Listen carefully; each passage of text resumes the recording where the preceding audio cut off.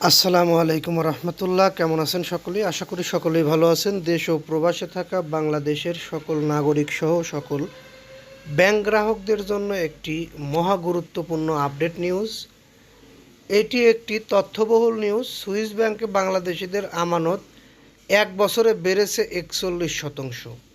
আর বাংলাদেশ ব্যাংকগুলো অর্থের অভাবে হাহাকারে চলছে। আমানতকারীদের আমানতের টাকা ফেরত দিতে পারছে না। আর বাংলাদেশিদের আমানত সুইস ব্যাংকে 41% বেড়ে এই পর্যন্ত সর্বোচ্চ টাকা বা সর্বোচ্চ আমানত সুইস ব্যাংকে রেখেছে। এই টাকাগুলো কোথা থেকে এসেছে, কিভাবে এসেছে, কারা রেখেছে, আমরা সেটা জানতে চাই। এখনকার নিউজটি আমি আপনাদেরকে একটু ধৈর্য সহকারে পুরোটা শোনার আহ্বান জানাবো এবং নিউজটিতে একটি লাইক এবং কমেন্ট বিশেষ করে শেয়ার করে সবার কাছে পৌঁছে দেওয়ার জন্য অনুরোধ জানাবো। পরবর্তীতে আমাদের থেকে এরকম ধরনের নিউজ পেতে অবশ্যই চ্যানেলটি সাবস্ক্রাইব করে বেল বাটন অন করে রাখতে পারবো।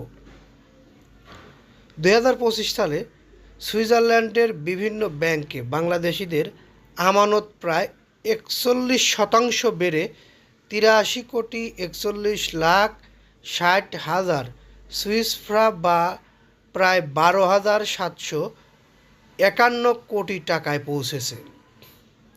চিন্তা করা যায়।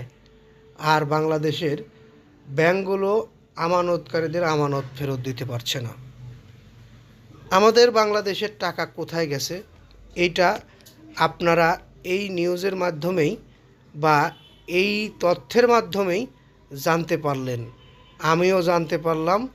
বিষয়টি কারা দেখবে, কিভাবে দেখবে, এই বিষয়গুলো নিয়ে আমাদের অনেক তথ্য, অনেক কিছু বলার রয়েছে।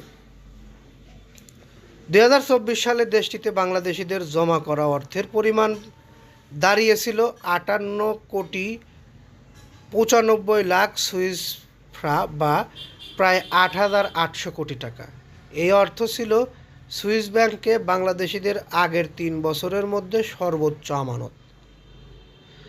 সুইস ন্যাশনাল ব্যাংক প্রতি বছর আমানতের তথ্য প্রকাশ করে।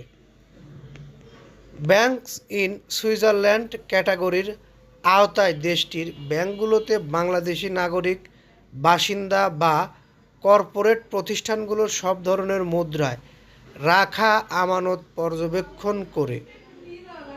তবে প্রতিবেদনে আমানতকারীর ধরন বা কোনো উদ্দেশ্য আমানত রাখা হয়েছে তা আলাদা করে দেখানো হয় না। সুইজারল্যান্ডের ব্যাংকগুলো ঐতিহাসিকভাবে আর্থিক গোপনীয়তার জন্য পরিচিত, যদিও সম্প্রতি কিছু সংস্কার আনায় আন্তর্জাতিক সংস্থাগুলোর সঙ্গে ব্যাংকগুলোর স্বচ্ছতা ও সহযোগিতা বেড়েছে। আমরা সুইস ব্যাংকের এই রিপোর্ট না পেলে জানতেই পারতাম না বাংলাদেশিদের এত টাকা সুইজারল্যান্ডের সুইস ব্যাংকে রয়েছে। আমরা এই বিষয়গুলো সরকারের দৃষ্টি আকর্ষণ করব। বাংলাদেশে আর্থিক অবস্থা ব্যাংক খাতে খুবই নাজুক, সেটা আপনারা সবাই জানেন। বাংলাদেশের ব্যাংক খাত তুলতে বাংলাদেশি ব্যাংকে আমানতের পরিমাণ বাড়াতে হবে গ্রাহকদের।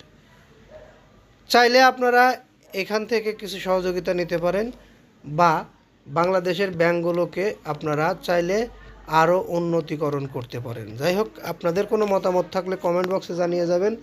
এই নিউজটা আমি এখান থেকেই শেষ করছি। আসসালামু আলাইকুম।